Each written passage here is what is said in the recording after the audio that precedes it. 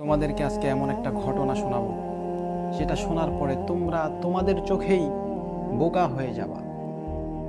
একজন ব্যক্তি ট্রেনের মাধ্যমে কোথাও এক জায়গায় যাবে, তো সে স্টেশনে আসছে, আসার পরে দেখে তার ট্রেন 2-3 ঘন্টা পরে।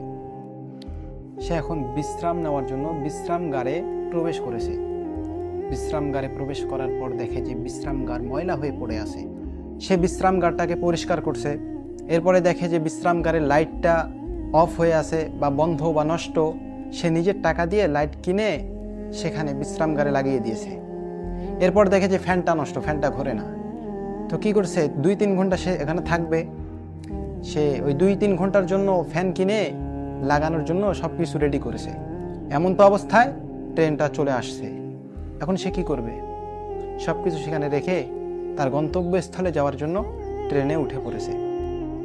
তো তুমি এই লোকটাকে বোকা ভাববা না? তুমি তো বলবা যে এই লোকটা বোকা। এই লোকটার উদাহরণের মতো সেম তোমার জীবনটা। এই যে দুনিয়ার মধ্যে তুমি এত কিছু করতেছো এই অল্প সময়ে, হঠাৎ একদিন তোমার সময় ফুরিয়ে যাবে।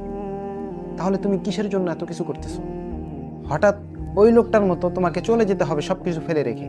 তাহলে তুমি কোথায় বুদ্ধিমান?